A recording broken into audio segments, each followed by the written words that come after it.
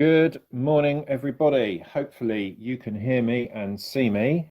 This is my first time doing this, and I seem to be the first one up. Yeah, bit of pressure, but we'll see what we can do. I'm Rafe. I'm a wedding photographer, and my business is called Rafe Photography. So that's my name, obviously. Yeah, I'm going to talk for 15 minutes about me and my business and try and engage you all for that long. It should be interesting. This is really weird because in a normal situation, I'd be talking to clients face to face and they would have seen my work already. And in this bizarre way, it's basically me first and then the work will follow afterwards. So that's a little unusual because normally everyone's got an idea of what my work looks like, and then I talk a bit more about me and it kind of goes from there. But we're going to kind of flip it this time and it's going to be slightly different. So I live in Hitchin. I'm a father of three boys, and you can see them behind me if I move to the side. They're waving guns at everyone at the moment at Centre Parks. So behave yourselves because they're watching you. I have been shooting weddings now full time for, well, I'll be coming up for 6 years this summer. So 6 years in my business. I was 15 years before that in the corporate game, which I just fell out of love with and just thought, look, I'm looking forward to photographing weddings in a part-time capacity. Why not make this full time?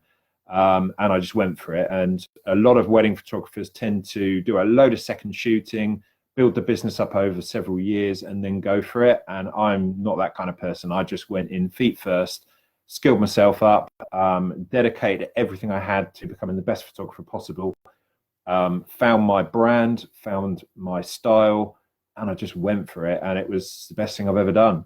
Absolutely love it. Even in 2020, when I can't do my job, in this crazy world we're in at the moment, I don't regret the decision to become a wedding photographer. It's something that, even in the darkest times, it's something I'm glad I did. And I'm looking at things very positive at the moment. I think, this is obviously, it's a massive thing and it's going to impact the wedding industry in so many ways, but I'm a survivor and I plan on coming through the end of this stronger with a stronger business. And basically, I'm calling this my gap year. It wasn't the plan. I'm having to try and shuffle things financially to make it work. But, so I've talked to a lot of wedding photographers and they all say, oh, it'd be great to take a year out, but you just can't do it in this industry. Well, here's our year out, guys. Let's spend more time with family and take up knitting and go from there. There's an There's going to be more ums. I'm sorry, it's just the way it is. It's going to be a lot of ums. My business, my photo style, where I work, I'm not the only person, not the only wedding photographer out there who claims to be documentary reportage. You're going to hear that, I'm sure, from some of the other photographers coming on later. I know John, who's speaking later, is very similar to me in style. We'll say the same words. Documentary, journalism, reportage. That is what I like to do. But I think the really important thing for me to try and convey is that I love doing bride and groom portraits. And for me, the rest of the day, I love to shoot in a reportage style. So it is, unposed. If bridesmaids, groomsmen want to do something quirky, that's fine. That's on them. I don't say, hey guys, I've got a crazy idea. Let's throw the bride up in the air. That's just not my style. If it happens, I'll photograph it, but it's not going to come from me. It's got to be something organic. So for me, I want to capture joy, emotion, tears, laughter, all of that good stuff in the most natural way possible without looking like a stalker with a 200mm lens. For me, I'm in there. I'm close. I'm in the action. I'm building relationships, which is such an important part of what I do, getting people on side, telling the bride's mum she looks great in the morning, and chatting to everyone through the day when it's appropriate, but also knowing when to shut up. There's key moments during the day. You need to be invisible as a photographer and you need to have the emotional intelligence to know when you can engage with people and when you should just shut the hell up. And I think that's a really important thing as a wedding photographer. It's not about us. The day is not about me. I'm a big part of it. I've got a job to do. And in order for me to do my job successfully, the relationships I have with people is going to be key to that. So if people warm to me and they think I'm a nice guy and, you know, joke about how tall I am and all that stuff, then they warm to me, they open me up, they let me into their day. I become part of the wedding. I get better photos. I can get closer to the action. They invite me in to get these moments rather than pushing me away. And that's when I do my best work, just by being a nice guy who's there in a professional capacity, but is relaxed and is willing to nick a canapé and have a beer on my break in the evening and chat and laugh and joke with people, and just be relaxed and be part of the wedding day and just not be uptight, not be aggy, not get worried about timings too much.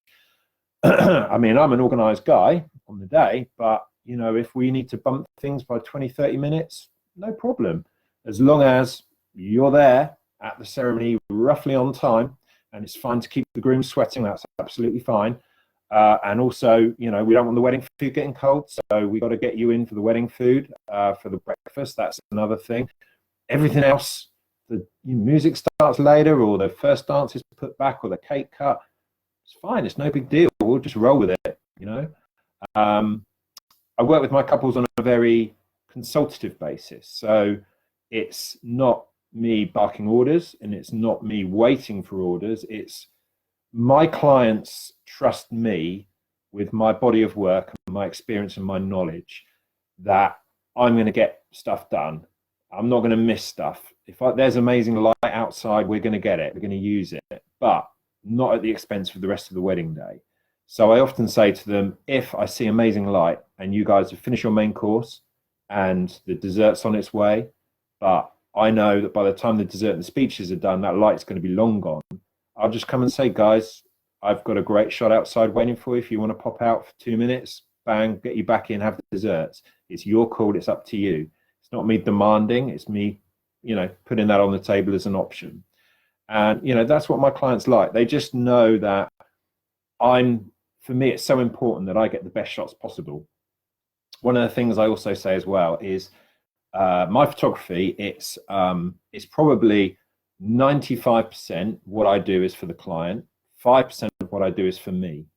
And that might sound really selfish and say, well, no, it should be all about the client, 100% the client. Well, yeah, but if I wasn't shooting for me as well, I wouldn't push myself to do my best work. And that's really big part of what I do, is that every wedding I go to is a blank canvas for me to create something new I've never done before, that none of my social media followers have seen, that I've never done at that venue before, so that client's got something special. It's not just a photograph I've done before at that venue 8 times and I'm just reproducing it with a different couple. I want to do new stuff. I want to be creative. I want to keep pushing the boundaries of what can be done. I hate the idea of going to a wedding venue and just replicating something another photographer's done. You know, I don't like doing recce's on venues that I've not shot at before. I don't need to. I'll go there and I'll see where the light is. I'll find a composition really quickly, and I'll make the best of what we've got that day. It doesn't need to be written down on paper. It's just, as a skilled photographer, should be able to do that and just go there and just make the magic happen. And that's something I pride myself on. Talking of venues, a lot of the local venues around my area. So I'm Hitchin, North Hertfordshire, but I cover the whole world. So the whole UK for me is fair game. But obviously, most people book me within the region, so usually within an hour of Hitchin, but I'll go further. So some of the venues like South Farm, Basmead Manor Barns, Offley Manor, Redcoats in Hitchin, Priory Barn, these are all venues I work at regularly. They all recommend me. I know the teams there. I've got great relationships with them. I understand the way the venue works. I know the pressure's on them. They know that they can just bring me in and I'll do my job, so it's easy for them. So those venue relationships are really key, and I think my clients like the fact that I have these and I understand how wedding venues work, so I know the pressure points. In terms of my photo package, I've kept it really, really simple. So when I'm done here, when I finish my slot, please, you know, go and have a browse through my website. Obviously, look at the suppliers coming up as well. But when you get a break, maybe dive off and have a dive through my website. You'll see that really it's just me for the day. That's the main package. It's a digital package. You can add albums on later. I don't do an album package. I just try and keep it really simple. That can be done later. You've got the option of a second shooter, which is, for me, is a must.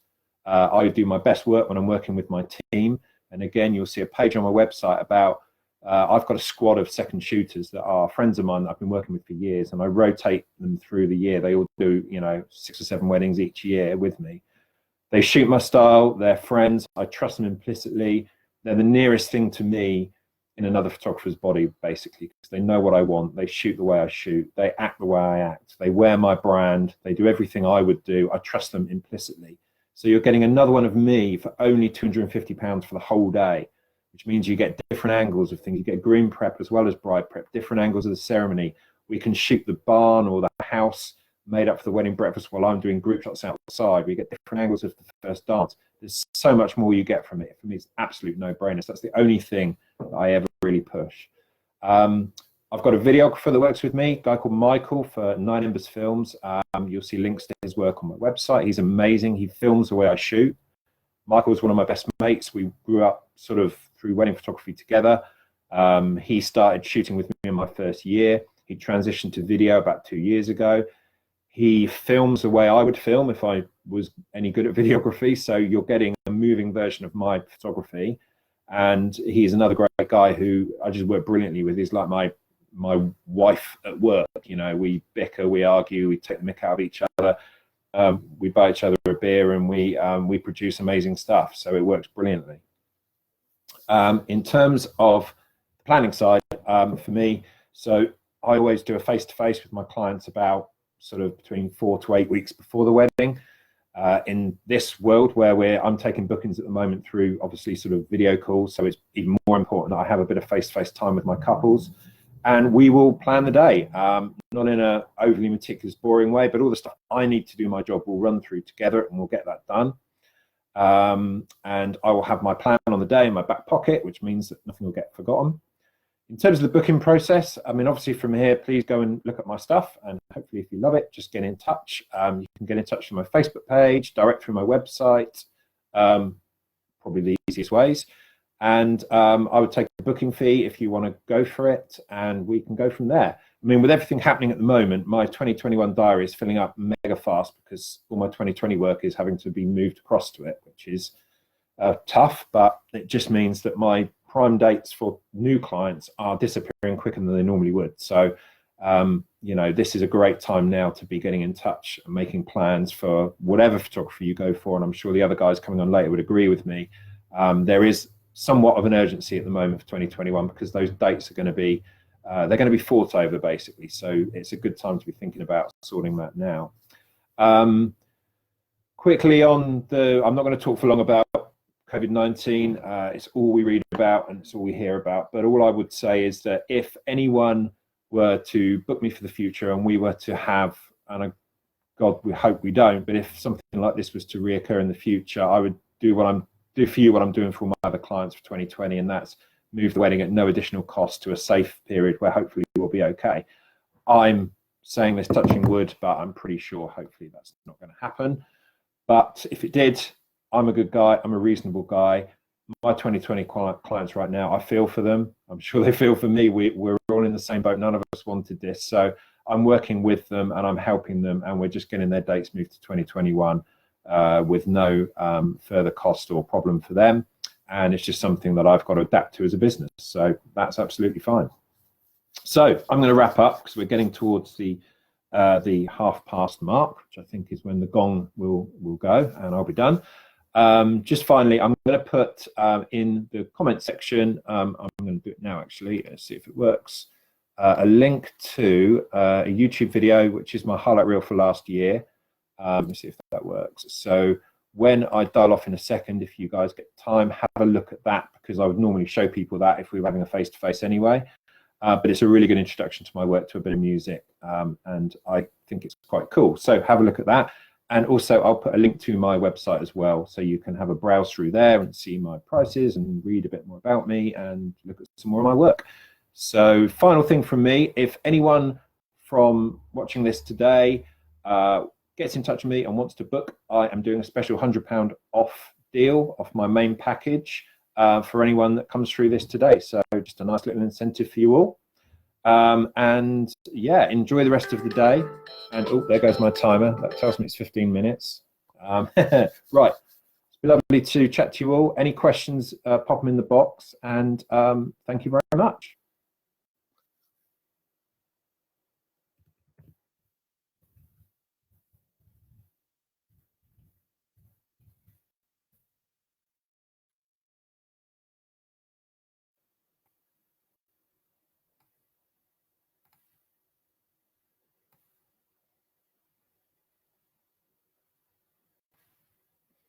Right, I'm going to end the live video because I think probably the next person's due on. And then if there's any other questions, I will answer them in the boxes, or you can get in touch with me through the usual channels.